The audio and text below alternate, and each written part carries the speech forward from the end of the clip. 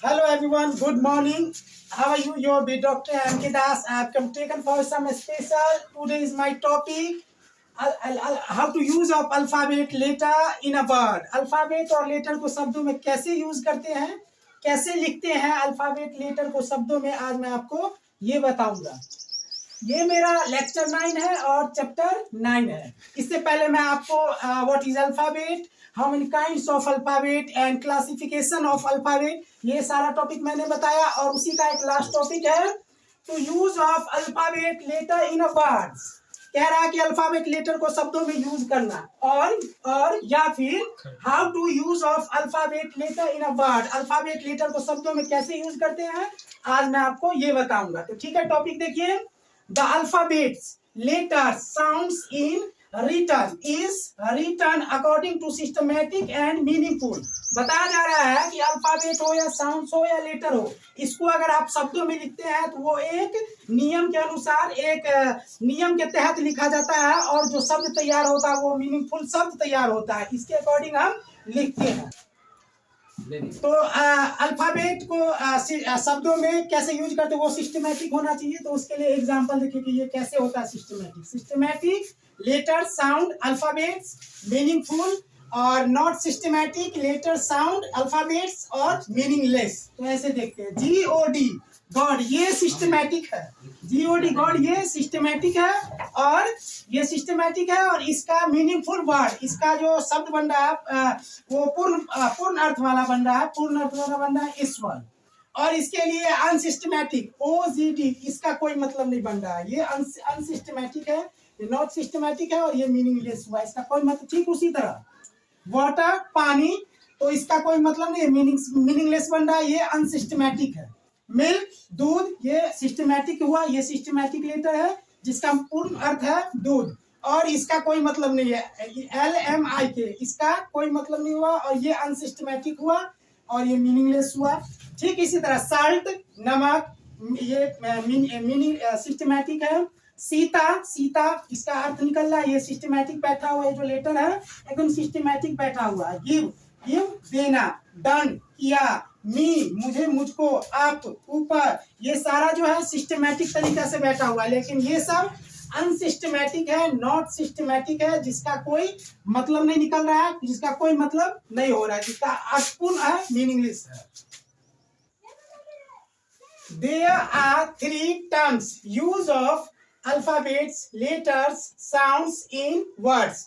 अब बताया जा रहा है कि अल्फाबेट को या लेटर को या साउंड्स को अगर आप शब्दों में यूज करते हैं तो उसके लिए 3 टर्म्स है, 3 कंडीशन है। इस तीनों कंडीशन को आप सिस्टमैटिक तरीका से पढ़ लीजिएगा, तो आप अल्फाबेट या लेटर को वर्ड्स में, किसी वर्ड्स में यूज कर सकते हैं, तरीका से यूज कर सकते हैं। वो 3 टर्म्स है, वो ये इस प्रकार है।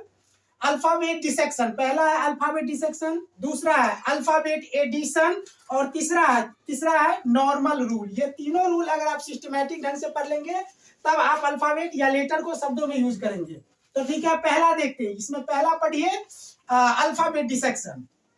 Alphabet dissection, the alphabet is written to break its small unit of sound according to pronunciation and systematic rule, that is called alphabet dissection। alphabet dissection क्या होता है, बताया जा रहा है कि अल्फाबेट जो होता है उसको तोड़कर ध्वनि के छोटी इकाई में, alphabet is written to break, कह रहा है अल्फाबेट को तोड़कर। ठीक है, it's small unit of sound, कह रहा है कि उस अल्फाबेट को ध्वनि के छोटे इकाई में तोड़कर, अल्फाबेट को ध्वनि के छोटे इकाई में, उसके छोटे इकाई में तोड़कर, according to pronunciation and systematic rule. और कह रहा है कि प्रोनाउंसिएशन के अनुसार और सिस्टमैटिक रूल के आधार पर। ठीक है, अल्फाबेट को जो आप छोटे इकाई में तोड़ेंगे उसका ये रूल होगा, प्रोनाउंसिएशन और सिस्टमैटिक रूल के आधार पर तोड़कर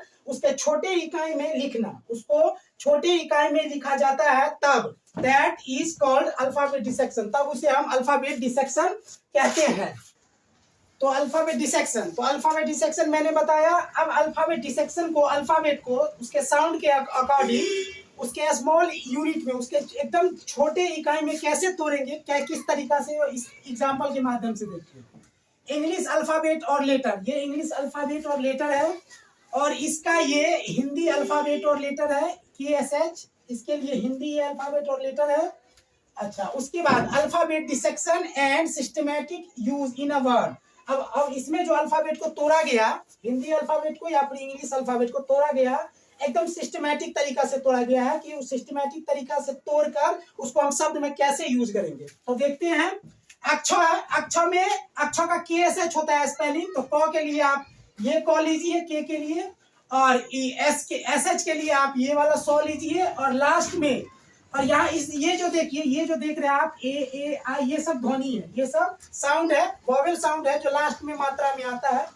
तो ये रहा, तो अच्छा है KSH क सौ और अ में तोड़ा। आप क के लिए के, और इस ये सौ के लिए SH लिए, और अ के लिए आप क्या लिए, ए लिए, तो शब्द क्या बना KSH। यानी अक्षर अगर किसी वर्ड में है तो उस अक्षर का स्पेलिंग आप कैसे तोड़ेंगे, इस तरीका से तोड़ के और इस तरीका से लिख के, और इसका स्पेलिंग पूरा किसी वर्ड में क्या बनेगा, KSHA, या फिर एक्स भी यूज करते हैं। ठीक उसी तरह त्र के लिए क्या होता है, तो त्र में TR, तो टी के लिए तो, आर के लिए र, और लास्ट में वोवेल साउंड की मात्रा आता है तो अ, और इस तो के लिए फिर टी, र के लिए आर लिया, इसके लिए ए लिए, तो क्या शब्द में क्या वर्ड यूज होगा, TRA, त्र। यानी त्र का स्पेलिंग किसी वर्ड में TRA यूज कीजिएगा। ठीक इसी तरीका से त्रि है, तो त्रि के लिए भी, त्रि में क्या क्या आता है, त्रि में क्या क्या आता है, पहले आता है तो, उसके बाद त्रि, उसके बाद री की मात्रा आता है यानी र की, उसके लास्ट में आता है ई यानी त्रि, तो ई आता है लास्ट में, तो इसका मतलब वोवेल साउंड लास्ट में आ रहा है, तो उसको तोड़ेंगे हम त्रि को। तो फिर तो के बाद क्या आया था, र, उसके बाद उसमें ई आया था, तो ई, और इसके अकॉर्डिंग स्पेलिंग TR, और इस लास्ट वाले मात्रा वोवेल साउंड के लिए आप आई लीजिए। तो यानी किसी वर्ड में अगर त्रि हो तो स्पेलिंग आप TRI लिखेंगे। ठीक इसी तरीका से GN है, तो इसके लिए आप इस तरीका से इसको तोड़ेंगे और इस तरीका से स्पेलिंग लिखेंगे। SHR है और लास्ट में एक ही मात्रा स्रो, स्रो में क्या क्या, स्रो का स्पेलिंग SHR होगा। अच्छा, स्रो में SHR होगा तो SH के लिए तलाबे सो लीजिए और R के लिए रो लीजिए, ठीक है, और लास्ट में स्रो में लास्ट में ओ आ रहा है तो ओ लीजिए, तो स्रो लास्ट में ओ की मात्रा। आप SH तलाबे सो के लिए SH, रो के लिए R, ये जो वोवेल साउंड है इसके लिए ए लीजिए, तो SHRA। यानी किसी शब्द में स्रो अगर आया, किसी वर्ड में अगर स्रो आया हिंदी वर्ड में, तो अगर उसको इंग्लिश लिखना है अल्फाबेट के अकॉर्डिंग, अल्फाबेट के माध्यम से, तो आप इस तरीका से SHRA यानी स्रो बनेगा। ठीक उसी तरह ये देखिए, इसको क्री है ना, क्री में क्या क्या आता है, पहले क, क्री क, उसके बाद आता है र, उसके बाद आता है ई, क्री, यानी क हलंत जोड़, र हलंत जोड़, ई, क्री। और इसका स्पेलिंग बनाइए तो क के लिए के, आर के लिए र, और ये ई के लिए आई लिए तो KRI। यानी किसी शब्द में ये क्री हिंदी वर्ड, ये जो क्री है हिंदी अल्फाबेट, ये अगर रहेगा तो इसके लिए अगर आपको इंग्लिश लिखना है तो इसके लिए स्पेलिंग शब्द में क्या लिखेंगे, KRI। और ठीक इसी तरीका से ये सारा है, इसी तरीका से ये सारा है, टूटा हुआ है।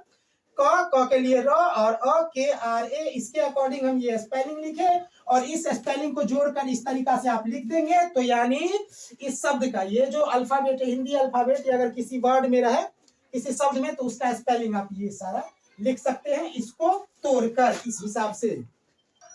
ठीक इसी तरह द्यो अगर किसी वर्ड में रहा तो द्यो के लिए आप dy लेंगे, द्यो का dy, और लास्ट में द्यो में अ की मात्रा आता है तो उसके लिए वोवेल साउंड ए लेंगे।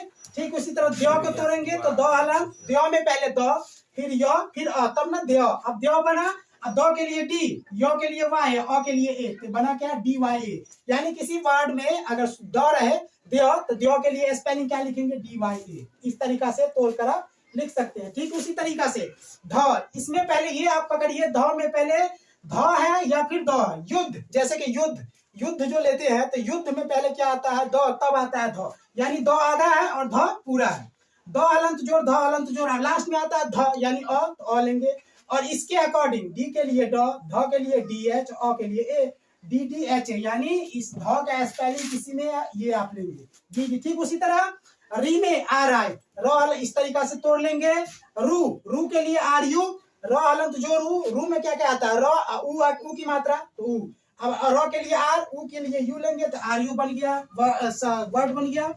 टी ए टॉ में देखिए टॉ में टॉ है और अ की मात्रा है, इस तरीका से तोड़ के टी ए लिख देंगे।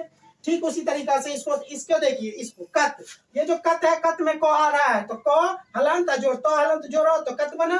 अब क के लिए लेंगे के और तो के लिए लेंगे टी और अ के लिए लेंगे ए, यानी के टी ए बना। ये इसी से ये टॉपिक खत्म होता है अल्फाबेट डिसेक्शन।